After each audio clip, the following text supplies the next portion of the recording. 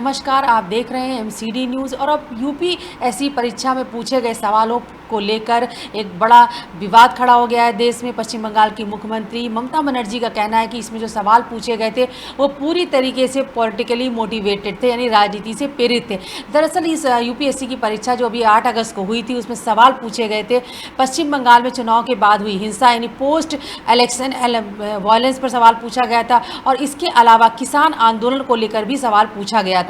ममता बनर्जी का कहना है कि ये सवाल पूरी तरीके से पॉलिटिकली मोटिवेटेड थे। उन्होंने आज एक प्रेस कॉन्फ्रेंस में की और एक सवाल जब उसे पूछा गया यूपीएससी परीक्षा के बारे में, तो उन्होंने गहरी नाराज़गी जताते हुए कहा कि कभी के ज़माने में ये यूपीएससी जो संस्था है वो अपने आप एक निष्पक्ष संस्था हुआ करती थी। उसका मकसद तमाम जो एस्पिरेंट्स हैं, जो कैंडिडेट्स हैं, उनकी योग्यता को जांचना था। लेकिन अब जो यूपीएससी की परीक्षा में सवाल पूछे जा रहे हैं, ऐसा लगता है कि ये सवाल बीजेपी के द्वारा दिए गए थे और जो इस तरह के सवाल पूछे गए इसका कोई मतलब नहीं है और ये संस्थाएं यूपीएससी जैसी संस्थाओं को तबाह किया जा रहा है। हम आपको ले चलेंगे इस प्रेस कॉन्फ्रेंस में, दिखाएंगे कि आखिर ममता बनर्जी क्यों भड़की हुई हैं। लेकिन हम आपको सबसे पहले बताते हैं कि पूरा मामला क्या है। दरअसल 8 अगस्त को यूपीएससी के द्वारा जो एक आयोजित परीक्षा है,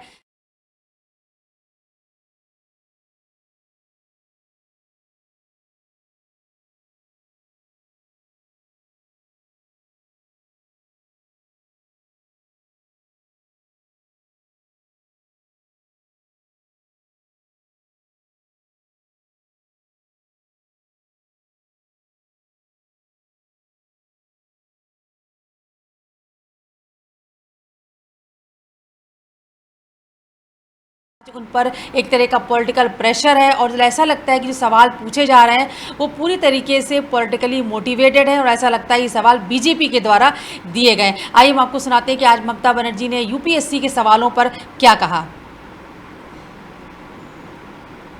CAP and aspirants, it had a couple of questions like core violence in Bengal, farmers' protest whether it's politically motivated or not, oxygen crisis in New Delhi. These are all very controversial issues, highly debated by the government and also by the opposition parties. What do you think is the motive of UPSC, which is a central body, to ask such kind of questions to CAP and aspirants? All these three questions are politically motivated and highly objectionable.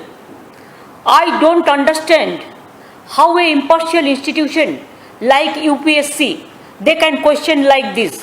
BJP party office, they have prepared the question, I am sorry to say, though I have great respect for UPSC, but if they have to maintain the dignity, the honor. Everybody respect them because we thought they are the impartial people. Until now they were impartial.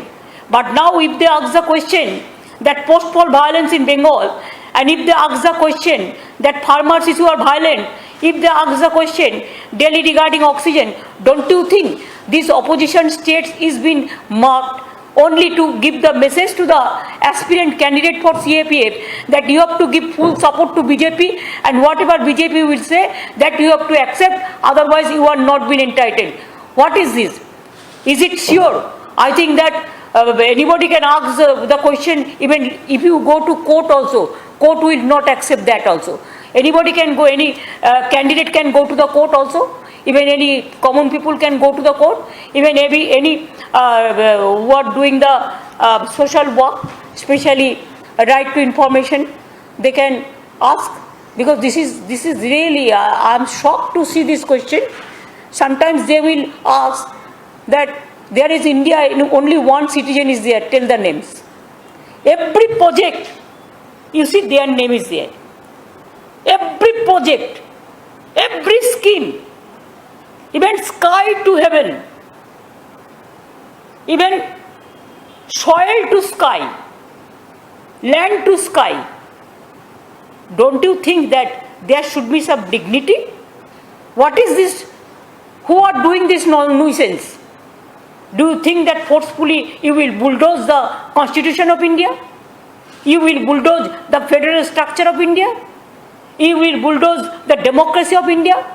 You will bulldoze all the institution of India? You will bulldoze the impartiality of the right to work or democratic rights or fundamental rights to the people? Is it not my fundamental right? When you are accusing somebody, abusing somebody, do you think it is proper, it is impartial. That's why before election I raised the issue that at the time of election they allowed CFPF only to capture the booth and they are killing the people. You know Dinhata, they have Shitalkuchi, they have beaten the people like anything. They just behave just like BJP party members. Why I raise this issue?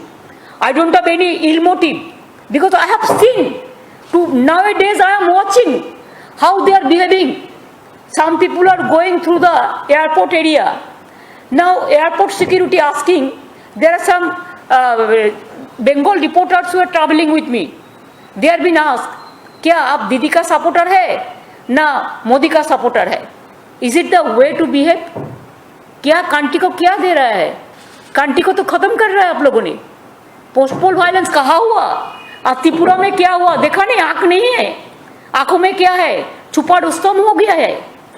Tripura में कोई आदमी जा नहीं सकता है, आसाम में नहीं जा सकता है, यूपी में नहीं जा सकता है. बीजेपी रूल स्टेट में कोई जर्नलिस्ट भी बात नहीं कर सकता है.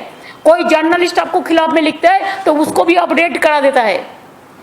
बंगाल में तो कोई केस ही नहीं हुआ है. प्रीपोल अलायंस का टाइम में सीएपीएफ गोली किया था, वो प्रीपोल अलायंस का. पोस्टपोल अलायंस में कुछ हुआ ही नहीं, पूरा झूठा दिया. अभी तक देखिए ना, ह्यूमन राइट्स कमीशन को भी बीजेपी का मेंबर भर दिया. नेशनल कमीशन वुमेन को भी आप देखिए ना कौन है. आप लोग इसको पूरा बायोडाटा ले लीजिए और देख लीजिए ये लोग कौन है. जो लोग ह्यूमन राइट्स कमीशन का रिपोर्ट दिया, जो बंगाल में आए थे, ये लोग कौन थे? कौन थे?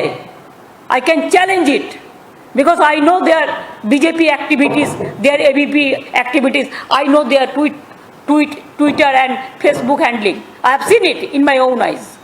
So this is wrong, absolutely wrong. They have to pay for this. Don't forget, today you are in power, but tomorrow you may not be. Chair is not permanent for all, but the constitution is permanent. The country is permanent. The democracy is permanent. The institution is permanent. You cannot destroy the secular fabric of our country. You cannot destroy the moral of the people. You cannot compel the people to write in favor of you. Suppose I am not your supporter. Why I will use your photo? You compulsory COVID certificate, you give photo. I don't like you, but I have to carry this. Why? Where is the freedom of the people? Now you allow death certificate also, your photo? It's too much. Lily.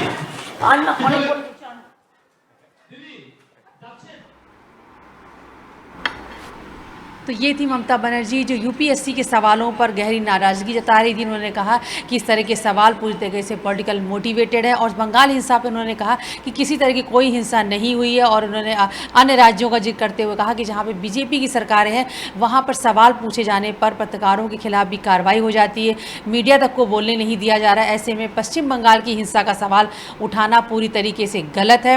और जो UPSC के candidates हैं, aspirants हैं, उनको भी गलत message दिया जा रहा है. आइए एक बार फिर सुनते हैं क्या कह रही ममता बनर्जी. तो ममता बनर्जी को अभी आपने सुना. ममता बनर्जी यूपीएससी के सवालों पे गहरी नाराज़गी जता रही. उन्होंने कहा कि आने वाले समय में, आज आप वो सत्ता में, कल वो जब नहीं होंगे, तब इस तरह की संस्थाएं जो हमेशा से इतने एक नेशनल लेवल के एग्ज़ाम कराती रहती हैं, उनमें अगर इस तरह के सवाल भेजे जाएंगे जो किसी तरह से राजनीति से प्रेरित होंगे तो वो सही नहीं होगा.